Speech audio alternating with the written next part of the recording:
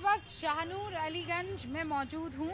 शाहगंज से भी इसको जाना जाता है, पत्थर गली के नाम से भी इसको जाना जाता है। बहुत बड़ी तादाद में आबादी जो है वो मुसलमानों की है। कुंभ नगरी में आप आए हैं और यहाँ का मुसलमान क्या सोच रहा है महाकुंभ को लेकर, हमने सोचा एक बार बातचीत हो जाए, जान लिया जाए। कुछ लोग हमें यहाँ पर मिले हैं, उनसे हम बात करें। अस्सलाम वालेकुम।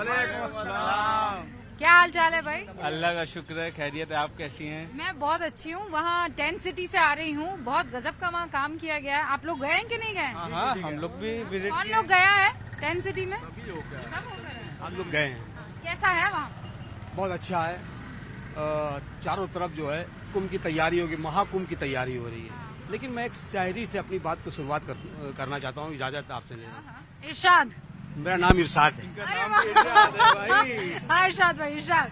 न जाने किसकी नजर लग गई हमारे हिंदुस्तान पर, न जाने किसकी नजर लग गई हमारे हिंदुस्तान पर। पूरा भारत जल रहा है हिंदू मुसलमान के नाम पर। राम मरे रहीम मरे, मर तो रहा एक इंसान है। मस्जिद टूटे मंदिर टूटे, टूट रहा है हिंदुस्तान है।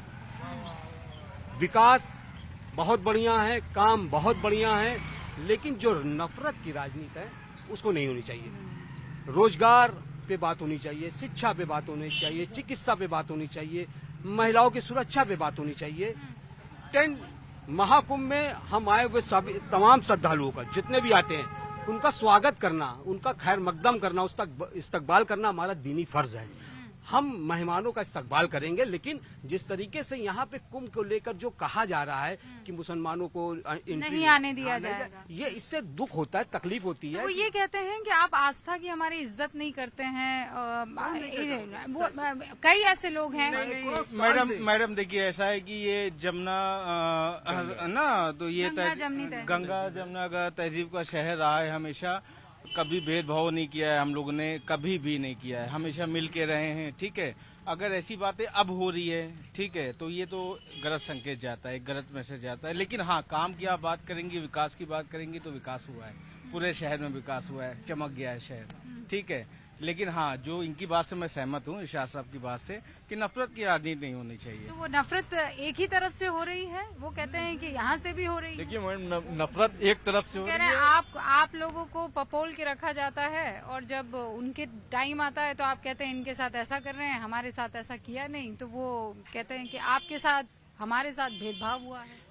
हमारे साथ भेदभाव हुआ है। ये देखिए, पहली बार बीजेपी के कार्यकाल में महाकुंभ गुजर रहा है। इससे पहले भी इलाहाबाद की सरजमीन पर महाकुंभ गुजरा और आपके बगल में लीडर रोड है और स्टेशन है। स्टेशन से जब श्रद्धालु जाते हैं तो इसी क्षेत्र का मुसलमान निकलकर उनका स्वागत करता है और उनके स्वागत के लिए, उनके आराम के लिए अपने घरों से जो हो सकता है वो ले जाकर उनके सामने पेश करता है और संगम तक उनको पहुंचाने का काम करते हैं इसी क्षेत्र के मुसलमान। इस बार भी होगा क्या? बिल्कुल होगा। मुसलमान अपना सीना तान के खड़ा हुआ है। हम लोगों के यहाँ सिखाया गया है हिंदू मुस्लिम सब भाई भाई, क्या समझे, हमारे यहाँ कोई ऐसा भेदभाव नहीं होता।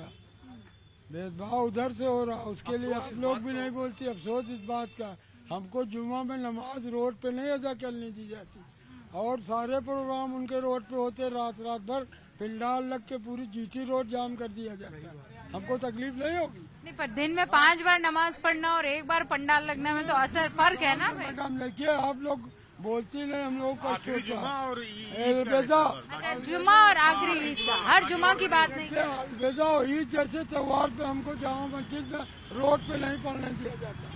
इस बात का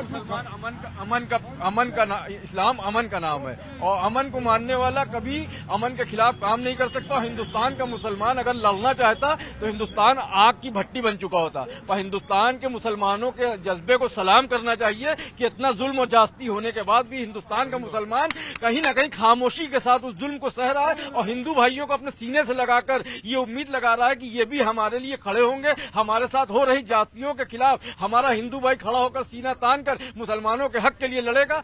पर मुसलमान इस वक्त बड़ा नाउम्मीद हो चुका है कि कहीं से उसको कोई रोशनी नहीं दिख रही है। हमारे हिंदू भाई भी साथ। क्या रोशनी चाहिए आपको? क्या रोशनी? अमन की, अमन की सुकून। अमन तो दोनों तरफ से होगा ना। आप कह रहे हैं कि मुसलमान डरा हुआ है, लेकिन कन्हैया लाल की गर्दन कट जाती है। तो मुसलमान को डरना चाहिए कि हिंदुओं को डरना चाहिए? जिसकी गर्दन कट रही है उसको डरना चाहिए कि जो गर्दन काट रहा है उसको डरना? अब आप बताइए मॉब लिंचिंग। नहीं, पहले इस पर बात कीजिए आप। वो मॉब लिंचिंग पर आऊंगी। पालघर के साधु संत भी मरे थे, वो मॉब लिंचिंग थी कि नहीं थी? हाँ, एक वहाँ दिल्ली में लड़के के पीछे भागकर वो लड़की से मोहब्बत करता था, लड़के गर्दन काट दी। देखिए, अगर पार्टिकुलर एक व्यक्ति के साथ कोई घटना घटती है तो उसको मॉब लिंचिंग नहीं करते। कैसे नहीं? मॉब लिंचिंग उसी को कहते हैं। साधु के साथ अगर कोई घटना हुई थी तो हम लोग उसके साथ अफसोस जताते, पर मुसलमानों ने आप ये कह रहे हैं कि आप दबे हुए हैं, आप डर रहे हैं, आप ऐसा कर रहे हैं। 5 लोग संभल में जो हुआ भाईजान, मैं बता नहीं तो अरे तो पत्थर कहाँ से पड़ रहे थे? वो पत्थर नहीं, वहाँ पे पत्थर कहाँ से पड़ रहे थे? वेरिफिकेशन करने वहाँ पे जो है। और भाईजान मेरी बात तो सुन। अरे आपको कैसे पता है बीजेपी? आप सुन ही नहीं रहे हैं जी, वहाँ पे सर्वे में सुन ही नहीं रहे हैं। वहाँ के सांसद विधायक ने बताया है कि बीजेपी सांसद और विधायक तो कहते ही लड़ाने वाली बातें हैं ना। आपने उनकी बात मान ली। 5 लोगों को गोली से मार अरे दिया तो खुलेआम पत्थर मारेंगे वहाँ पर। वहाँ बुलडोजर लेके नहीं जा भाई, वहाँ पर मौजूद आदमी जो है, वहाँ के जो इमाम है, वहाँ इंतजामिया कमेटी का आदमी माइक से, सुनिए पहले, माइक से चिल्ला कर कह रहे हैं कि सब ठीक ठाक है, यहाँ पर सर्वे हो रहा है। वह पानी जैसे ही बाहर बहता है, पत्थरबाजी, नारेबाजी सब शुरू हो जाती है। पुलिस जो है, आप देख लीजिए पूरे हिंदुस्तान। आप कह रहे हैं पत्थर रखने वाला मुसलमान सही है, मंदिर निकाल रहे हैं। आज तो सुप्रीम कोर्ट ने कह दिया ना कि वर्शिप एक्ट का माना जाएगा, कोई आकर नहीं कह सकता है खुदाई। अरे तो आज सुप्रीम कोर्ट ने कह दिया। धार्मिक लोग, हर तरह के लोग श्रद्धा में जाते हैं। अरे आज सुप्रीम कोर्ट का क्या बयान है? सुप्रीम कोर्ट ने जजमेंट नहीं दिया था उसमें।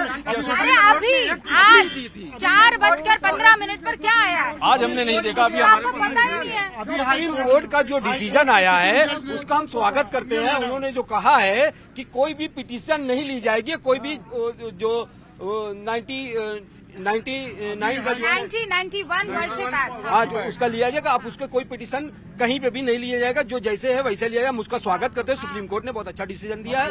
लेकिन आज जो नफरत की राजनीति हो रही है, हम ये चाहते हैं पर नफरत तो दो तरफ से हो रही है ना। आप लोग उनके बारे में क्यों नहीं बोलते हैं जो सर कलम कर देते हैं? देखिए, अल्लाह अकबर कहकर। देखिए, एक चीज बता दे रहे हैं, जो भी जुल्म कर रहा किसी भी, हम उसकी तारीफ नहीं उनके बारे में बोलिए ना। आप क्यों नहीं बोल करते?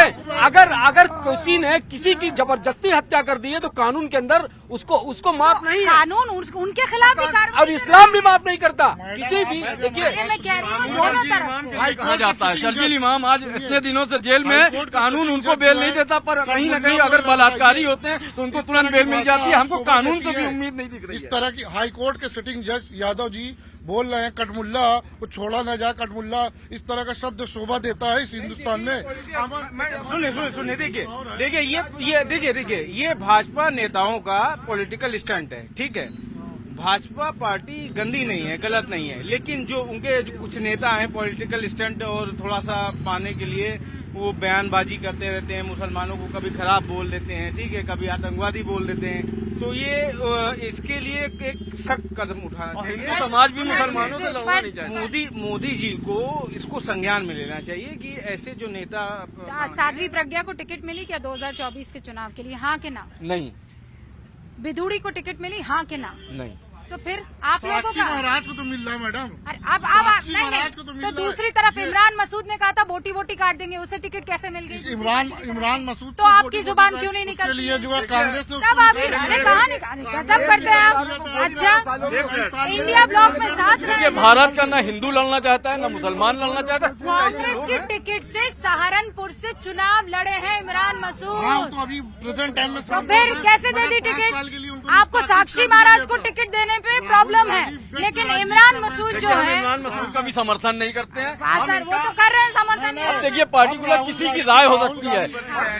मैम एक चीज है, पहले ये बताइए कि ये हमारी आवाज कहाँ तक पहुँचती है इस न्यूज 18 के जरिए, और उसका एक्शन क्या होता है? पहले वो कोई सुनने वाला है? हम न्यूज 18 पर करें या किसी भी चैनल पर करें, कोई हमारी आवाज सुनता है? नहीं सुनता ना कोई।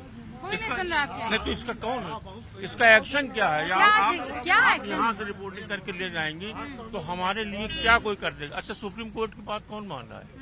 क्यों नहीं मान रहा है सुप्रीम कोर्ट की बात? कौन मान रहा है? आज फतेहपुर में जो है तो नूरी मस्जिद ढा दी गई। जब मना कर दिया सुप्रीम कोर्ट ने, रोक लगा दी, तो क्यों नूरी मस्जिद को ढा दिया गया? एक्शन के लिए रोक लगाया, पर उसके बाद कैसे भी बताइए, बताइए कौन निगरानी? अरे वो तो चौड़ीकरण के वजह से हुआ। अरे क्या बहाना है? आप सब चीज आप मानने लग जाएंगे ऐसे।